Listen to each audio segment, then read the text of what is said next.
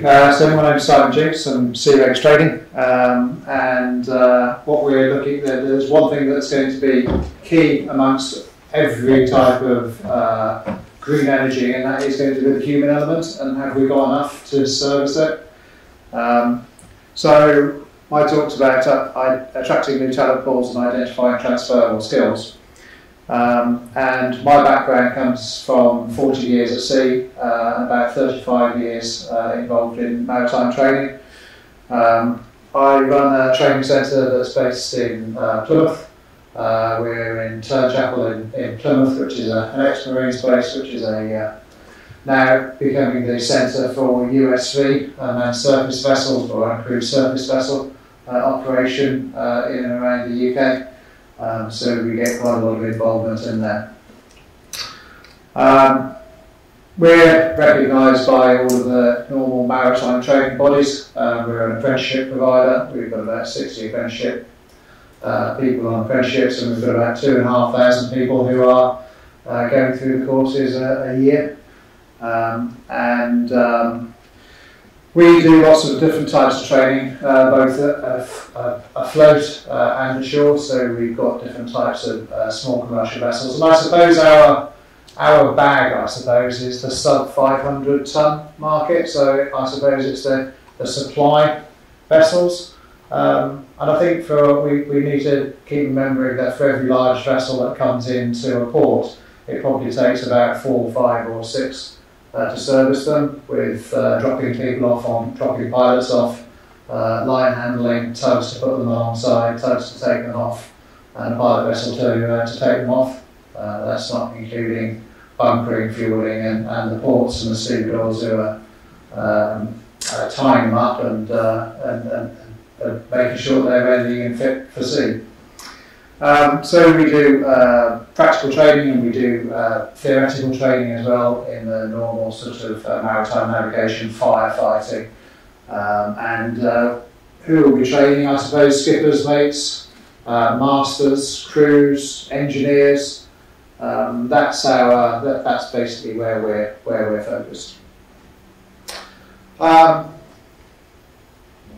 So before we look at identifying new talent pools, I suppose one of the key things is looking to see, well, where are we now? These are the figures that are off the MCA's website. This is looking at seafarers in the UK. This is up to date, up to this year. And as you can see there, we've got certificated officers, we've got ratings, we've got uncertificated officers, and then we've got cadets, people who are coming up to learn through. And if you have a little look at that, we've got 24,000, 25,000 people, and that is as the MCA see it, as we're going on at the moment. And what we're going to do is we're just going to break those down so that we get a pretty good picture of where those people are and what they do. So when we break it down, if we look at the definition of what a seafarer is, and we can see it could be a master or any person who's employed in any capacity working on board the vessel, or whose normal place is working on board the vessel. And we look at ship, and the UK definition of the ship is it needs to be registered on the UK flag.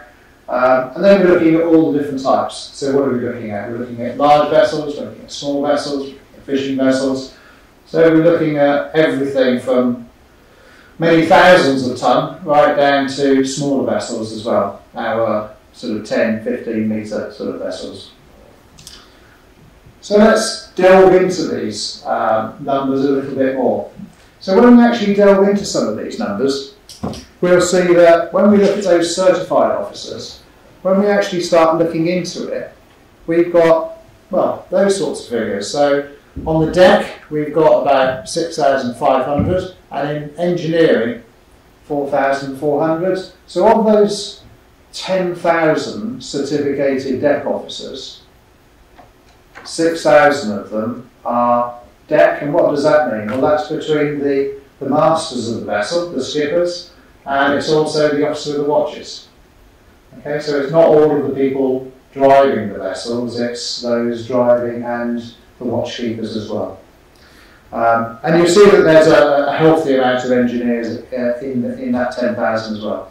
And when we're looking at those stats, those statistics, then those are people who have been certificated under STCW, which is the Standards of Training and Certification of Watchkeepers. And that means that they've got an international ticket, shall we say. It means that they can have that ticket and they can drive a boat under near enough any flag. There may be some exceptions in and around, but realistically it's their international ticket. Let's delve a little bit more. So now when we're looking at those uncertified officers, well, what have we got here?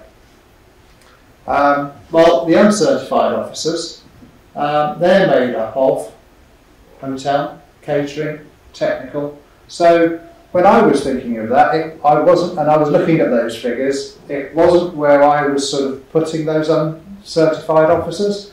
I wasn't really, thinking about the hotel and catering. So actually, when we're looking at the people who are our certified officers, we've got about 10,000. And when we come away from that, actually we're looking at all of the other things that's keeping the boat going. It's feeding the human element, I suppose. And if we keep on going and we look at the ratings, well, ratings, obviously, we've got big numbers in there, so we've got 10,000 ratings. But again, when we break those down and we look at the numbers, we're looking at 5,000, again, in the catering hotel, so we can see that quite a lot of our fleet must be based around passenger vessels as well. The deck, so the people who are handling the lines, they're loading the cargo, they're strapping it down, they're doing all of those sorts of things, we're looking at 3,000. And again, in my mind, when I started looking at these numbers before delving into it, I thought when we were looking at ratings, that would be who we'd be looking at. We'd be looking at the seafarers who are strapping the cargoes down, they're using the lines and all of that. We've got 1,000 technical and an equal smattering between the technical and the engineers.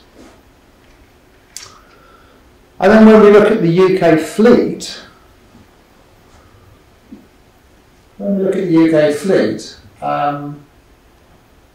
that's how they're basically split up. And when we're looking at the UK fleet, the MCA within their statistics have put this, have defined this as vessels over 100 GT. Okay, so it's over 100 gross ton. So that's what we've got. How many UK registered ships have we got? 1,706. And if we have if we consider where the UK shipping industry was, it's been steady for the last few years, but there's been a significant decline on the amount of vessels flagging under the UK flag. So that's where we're at the moment. But I suppose, is that the true maritime picture? Because those are the ones that sort of, when the MCA and the UK government come up with seafarer statistics, that's what you see.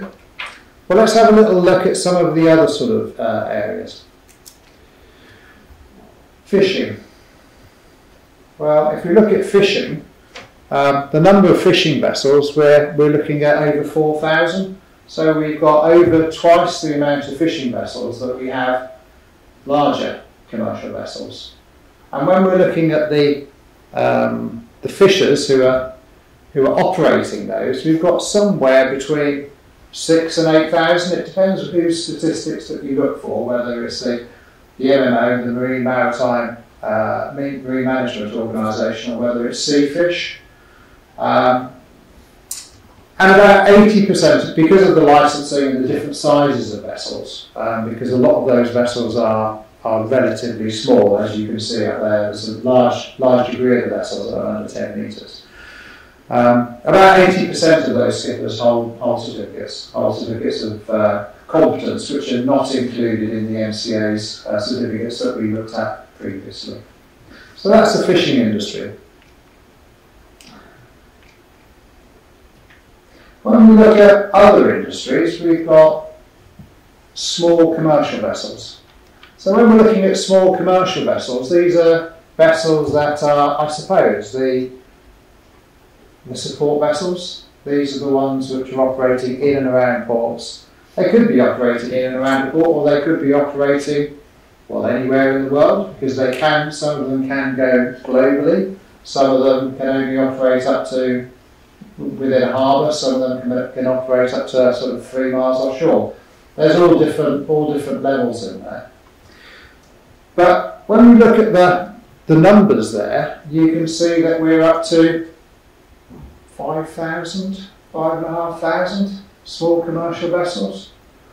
So realistically, our small commercial vessel fleet is over three times larger than our UK registered large vessel fleet.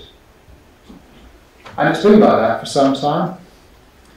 And if we look at the manning of that, there are 25,000 commercially qualified skippers for those vessels. Now, just the same as the MCA statistics, not all of those are going to see every day, but those are the amount of certificates that are in date, are valid, and because all of these certificates, either for small commercial vessels or for large vessels, need to be updated and kept in date every 5 years, that these are all of the ones that are valid at present.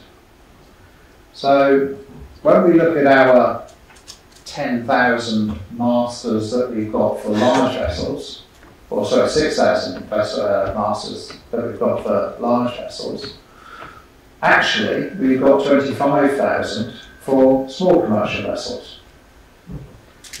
However, the small commercial vessel market is still requiring skippers and mates. We don't have enough. And there are vessels tied up at the moment in port because they haven't got the crew. And they're waiting, and they're training, and they're trying to get more crew. Now those 25,000, and if you remember the 25, here we've got 25,000 commercial skippers, so these are the people who've got a licence to actually drive the boat. That's not actually including the rest of the seafarers that you'd actually require to man that vessel, because a vessel that fits into this small commercial vessel category is a vessel that's under 24 metres, can't carry any more than 12 passengers. And so that's the sort of the line that we're looking at. Cool. So that's the sort of line that we're looking at. So those sorts of vessels, realistically, are they also require crew, and each one of those vessels would normally have an extra crew. Some of those vessels, if you're on a tug, might crew up with 4 or 5 people. If they're running out to a wind farm as a crew transfer vessel, they'd have an extra 1 or 2, depending on the amount of people that they would take. They're operating a workboat with a crane, and they'd be taking, probably crewing up with 2.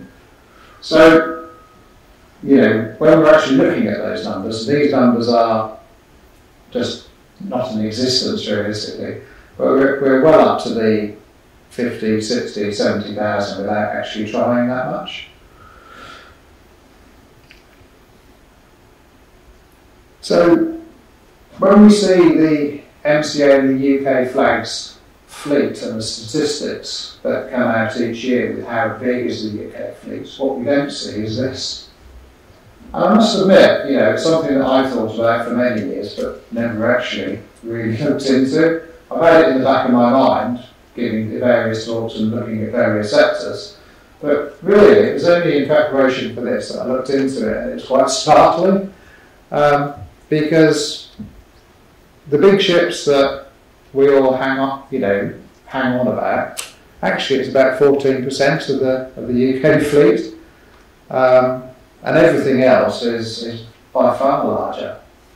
And these are all stats that I got from official sources this year. And when we look at the adjusted certificates for masters, then we're looking at this sort of figure.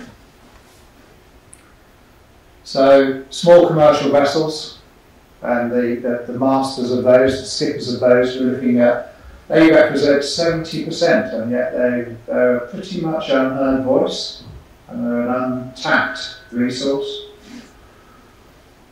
compared to the 6,500 that we've got for larger vessels. So, and when we look at training, there are, for large vessels, there are some pretty big existing routes, and many of you sitting around here may have come through cadetships and been through nautical training and spent years at college, then going on a cadetship, going to sea. And at present, there's 1,450, I think is the number, yeah. 1,450 people going through a cadetship in the UK. And I think that's a pretty healthy number.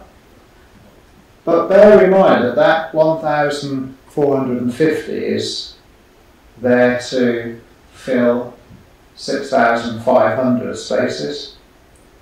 And yet there's a new system that's come to light, which is apprenticeships. And at the moment, to supply the 25,000 existing small commercial vessel crewmen, small commercial vessels, there's 60 apprentices. So there's a bit of a, we're looking at the scales here, something doesn't add up.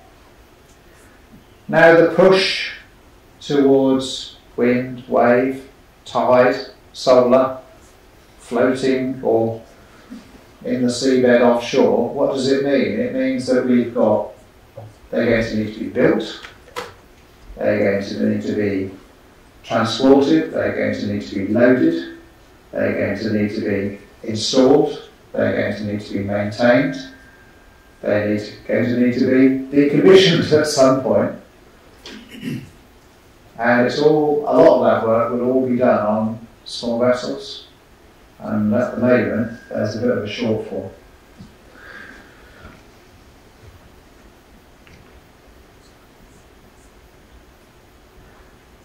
And let's not, forget that we've got a lot of new technologies. We're involved in this as well. We're working on new training courses for USVs, or unmanned surface or uncrewed surface vessels, and remotely operated uncrewed vessels, because that's going to be the future for some of the work, especially in things like surveying. That little vessel there that we've got up there is 2.8 metres. It's only small, but it can do the job of something 10 metres. May not put it in the same sea state, but it can do the job of it. It's got sonar on it. It can send all of that back wherever it is in the world to a porter cabin in Turnchapel where we are, and we can control it.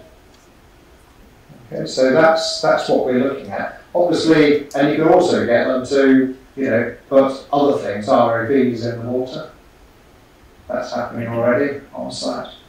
So these new technologies are swallowing up some of our smaller vessels. And remember, on our site at the moment, there's one company and they're building minesweepers, basically, and the minesweepers are 10 metres.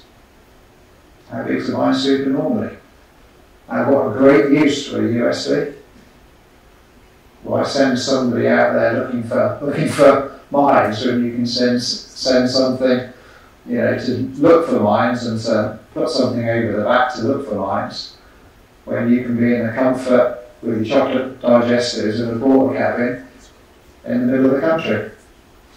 You can see that the writing's on the wall for certain parts of our industry. And the surveying of the seabeds that you will all need for what you're doing with the green industry. Is it going to be okay to put a wind farm there, to anchor a tidal or wave operated system? A lot of that can be done with these sorts of vessels, but they will all be looking at, because the manning requirement for USVs is the same as for small commercial vessels, you'll lose some of that 25,000 already. Okay. And obviously we've got new fuels as well, so hydrogen and what have you. This is one that came down to our site this week, Ocean Aqua I think it is, which will be a hydrogen fueled thing. So we've got a lot of training that we're also catching up on as an industry. There's new courses that's being developed by the MCA to try and catch up and to keep up with that, but the systems and the fuels are way ahead of the training at the moment.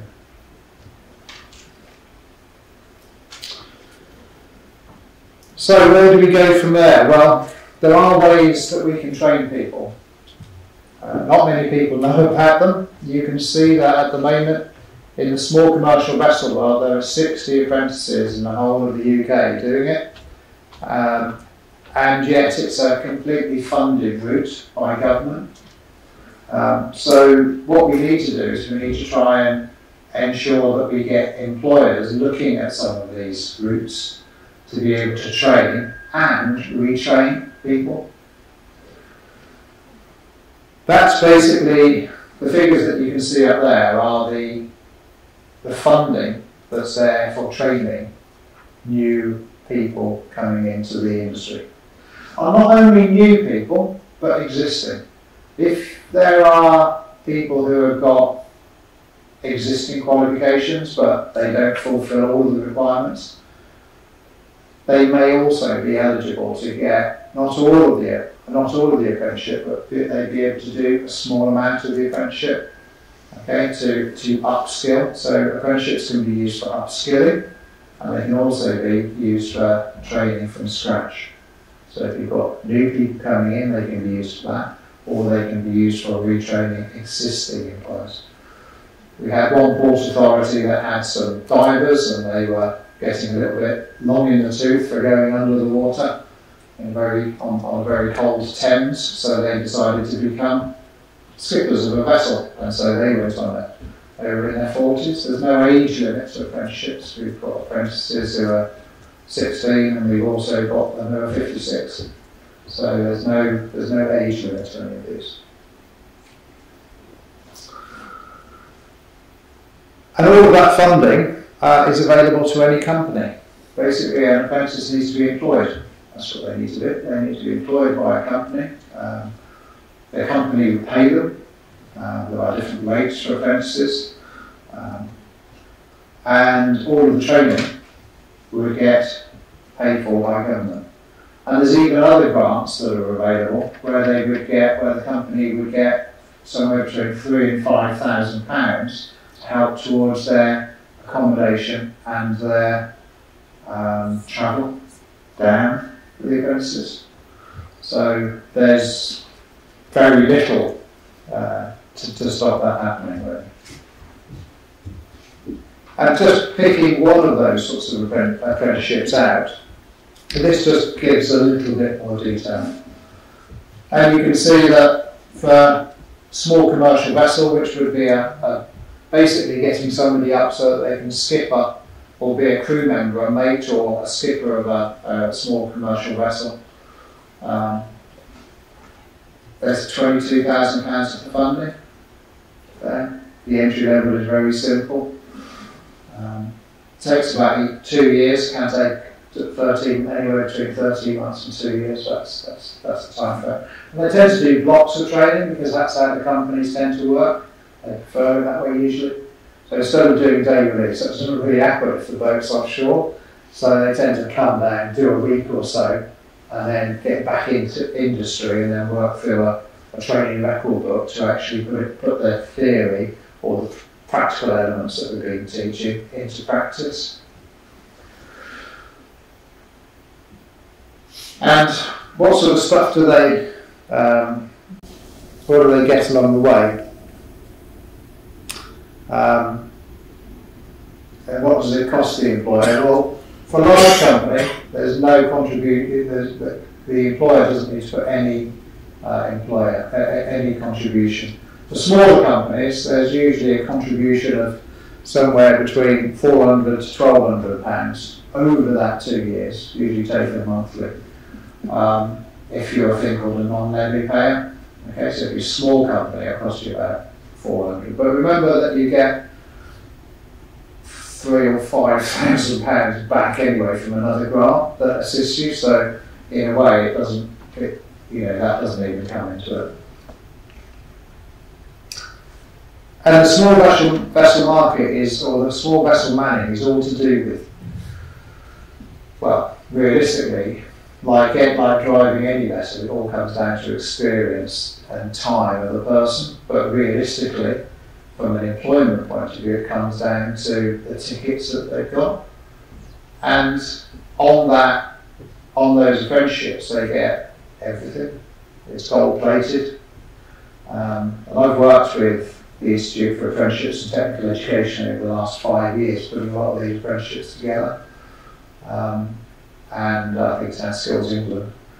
And they really do try and gold plate it, so the apprentices come out with everything and more that they need. So they come out with like 24 different certificates that would normally cost, tens of thousands of pounds to get. And where does that lead? Well, it leads to work, which is absolutely key.